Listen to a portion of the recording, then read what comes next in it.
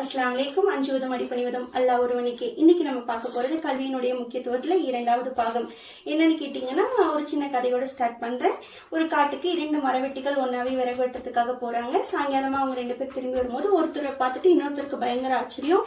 ஏன்னு கேட்டா, ஒருத்தர் விறகு அதிகமா வெட்டியிருக்காரு. ஆனா அவர் அவ்வளவு டயர்டே ஆகல. அவரை பார்த்துட்டு அவரால் கொஞ்சம் கூட என்ன பண்றது, எப்படி இப்படி பண்ணிருப்பாங்க அப்படின்னு சொல்லி பயங்கர யோசனை. அது அவரால் பயங்கர ஆர்வமும் கூட. அது அவரால் ஏத்துக்கவே முடியல. என்ன பண்ணலாம்னு யோசிச்சு கடைசியில் அவர்கிட்டயே ஆர்வம் தாங்காம கேட்டுறாரு.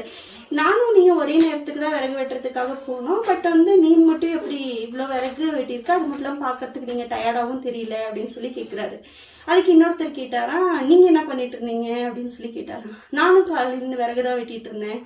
அப்போ ரெஸ்டே எடுக்காம நீங்க விறகு வெட்டிட்டே இருந்தீங்களா அப்படின்னு. ஆமா, நான் ரெஸ்ட் எல்லாம் எடுக்கல, தொடர்ந்து விறகு வெட்டிட்டே இருந்தேன். ஆனா என்னால விறகு அவ்வளவு வெட்டவே முடியல, பயங்கர டயர்ட் ஆயிட்டேன் அப்படின்னு சொன்னாராம். அப்ப நீங்க எப்படி அப்படின்னு கேட்கும்போது, நான் இடையில கொஞ்சம் ஓய்வு எடுத்துக்குவேன், ஓய்வு எடுத்துட்டு தான் மரம் வெட்டுவேன் அப்படின்னு சொன்னாரு. அடுத்த நாள் அவர் சொன்ன மாதிரியே போய் இடையில ரெஸ்ட் எடுத்துட்டு விறகு வெட்டி பாக்குறாரு. அப்பவும் சாயங்காலம் பாக்குறாரு, அவர்கிட்டதான் விறகு அதிகமா இருக்கு, இவர் கம்மியா தான் விறகு வெட்டி பார்த்துட்டு அவருக்கு இன்னும் என்ன பண்றது, நம்ம அவர் சொன்னதை பண்ணி பார்த்துட்டோமே, ஆனா நம்ம விறகு அவ்வளவு அதிகமான, மறுபடியும் அவர் தான் விறகு அதிகமா வெட்டியிருக்காரு, அவர் டயர்டாவும் இல்லை.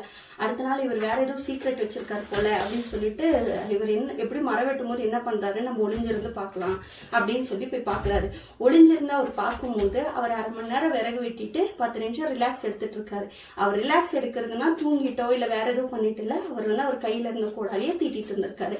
இது போலதான் குழந்தைங்க எல்லாருமே நம்ம இந்த கதையில இருந்து என்ன தெரிஞ்சுக்கணும்னா, நம்ம படிக்கிறதுக்கு எக்ஸாம் டைம் வரைக்கும் வெயிட் பண்ணிட்டு நம்ம மனமனன்னு படிக்கிறதுனாலயோ இல்ல ஒரு விஷயத்த டக்குன்னு புரிஞ்சுட்டு நம்ம போய் எக்ஸாம்ல பாஸ் பண்ணுங்கிறதெல்லாம் ரொம்ப கஷ்டங்கிறத விட அது நம்மளே சஃபர் பண்ணிக்கிற ஒரு விஷயம்.